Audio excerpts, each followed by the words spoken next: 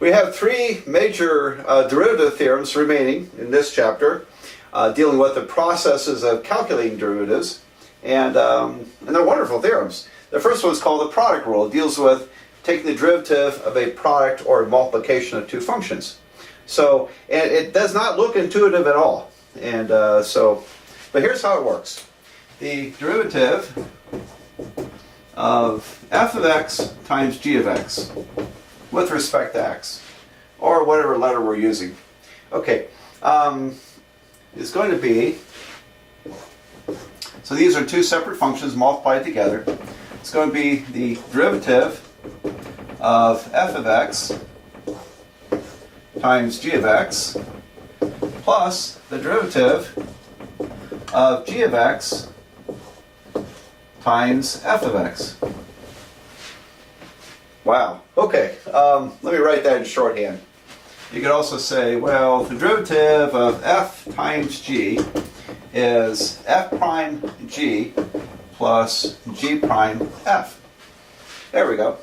And so this is kind of the shorthand. I think of it this way. It's the derivative of the first times the second plus the derivative of the second times the first. Now you can switch these orders around because how you multiply, the order doesn't matter. You can also switch the addition around. But basically it's this. This is the product rule. Now I want to show you a proof of this. Maybe a couple of videos away from here.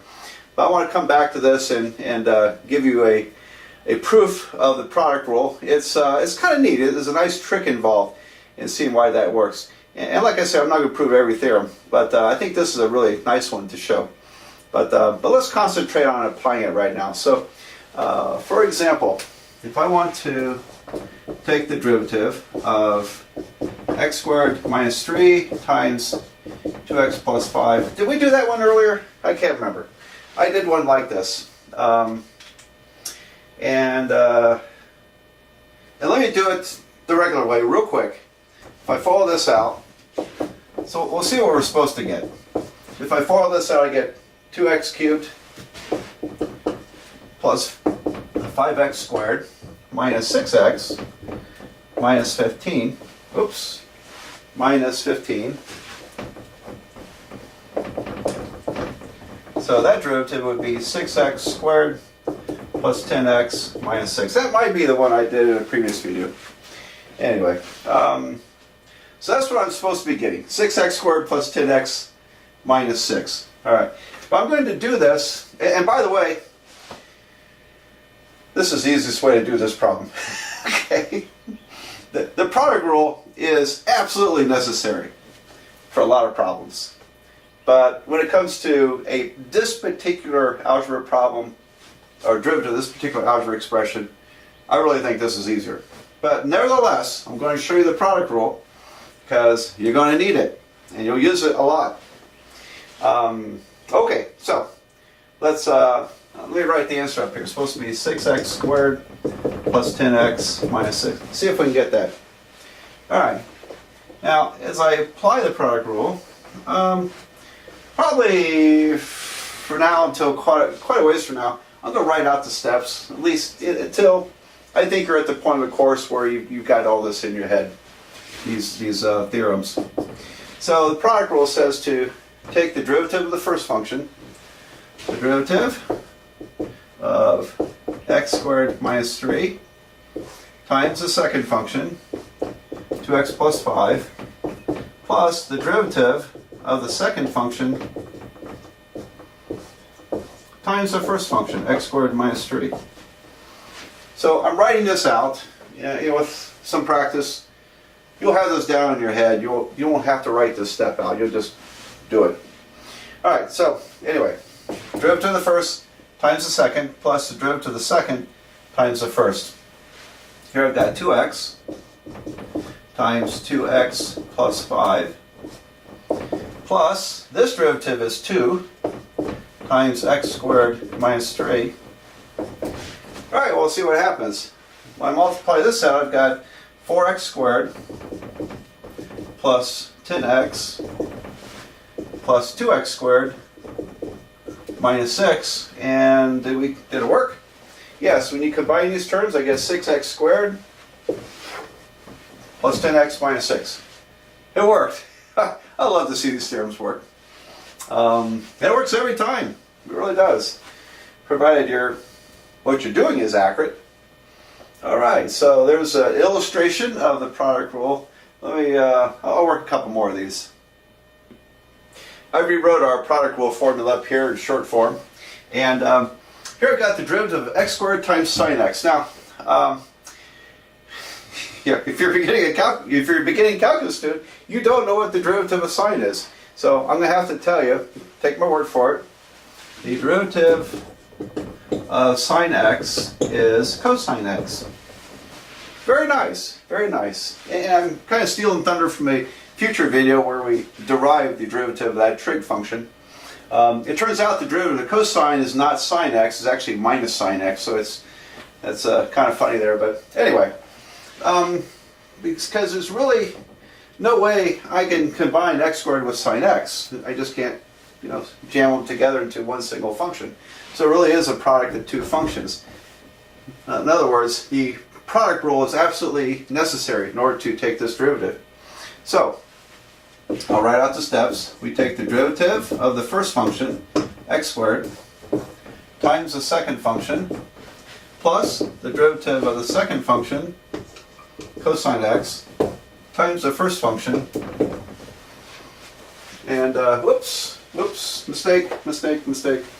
That's still sine x. I haven't taken derivative yet. So there's my second function, taking the derivative of the second function. Okay, so we've got 2x times sine x. And then this derivative is cosine, so I have x squared times cosine plus x squared times cosine of x. There you go. So that's how you would do that. And is it necessary to factor the x out? It's not a bad idea. Factor the x 2 times sine x plus x cosine of x. Okay.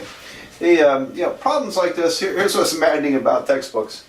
The answers you get may differ from the ones in the back of the book of a calculus textbook, but you're both still right. It's just that you'll have it maybe sometimes in a different format from the textbook. Are they factoring things out? Who knows? Who knows? It's a kind of a stylistic thing, and also depends on who's working out the answers for the back of the book, of those calculus books. So it's a little maddening dealing with that issue, because one textbook might leave it here, and another textbook might factor the x out. Who knows? So I'm going to try to be fairly consistent in how I handle this. However, unless it's sometime in the somewhat future I've already written a textbook, you're just going to have to deal with that with the textbook you're using. Okay, I'm going to go off and do a more algebraically demanding problem. I did one of these in an earlier video by first multiplying the square root through here. And I'm going to attempt this with the product rule and just see how it goes. And but first of all, we have to change the radical form to exponent form. So we have the derivative of x to the 1/2 parentheses 5x squared minus 7x plus 3. Alright, let's see how this goes by using the product rule. Will it go better than what we did before? I'm not sure. I haven't done one of these for a while, so let's just see what happens. So I have to take the derivative of x to the 1/2 and then multiply by 5x squared minus 7x plus 3.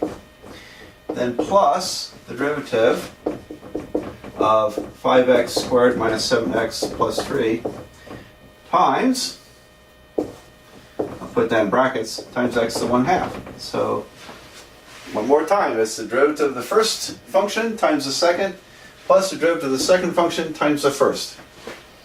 Alright, so it'll be a mess. Let's see, I've got 1/2 x to the minus 1/2, 1/2 x to the minus 1/2, parentheses 5x squared minus 7x plus 3, plus, I'm going to bring the x to 1/2 in the front here, x to 1/2, and this is going to be 10x minus 7, right? Okay, so Well, I think at least this one looks a little easier to simplify than what I had earlier. I need to clear out the 2. I need to clear out the x to the minus 1/2. So I'm going to multiply by 2 to cancel this 2, and x to the positive 1/2 to cancel this. So I have 2x to the 1/2 over 2x to the 1/2. And like we said before, we're going to distribute the numerator inside the whole thing and keep the denominator out. So my denominator is 2x to the 1/2. That's 2 times the square root of x. Alright, so what happens here? If I multiply that over there, 2x to the 1/2 times 1/2 and x to the minus 1/2, both are going to cancel. So I just get 5x squared minus 7x plus 3. And then over here, I'm going to have a 2. This 2 doesn't cancel. So I have 2 x to the 1/2 times x to the 1/2. That's just going to be x, right? So I have plus 2x, parentheses, 10x minus 7. Okay, so that doesn't look too bad. Except that I'm running out of room here, so I'm going to erase this part and finish it. Well, that was fast, wasn't it? Here we go. So it comes up to here, and I've got 5x squared minus 7x plus 3. Multiply this out, plus 20x squared minus 14x, and all that's divided by 2 times the square root of x. So let's combine terms. Got 25x squared, and then I've got minus 21x, and then plus 3 over 2 square roots of x. Okay, I think it'd be a miracle if this actually factored. Probably doesn't, so I'm not going to worry about it. But there you go. So that wasn't so bad, was it? Okay. So practice the product rule. You need to get good at it, and it really doesn't take long to remember this one. The next one now, the quotient rule, that's a little more complicated. So we'll pick it up there.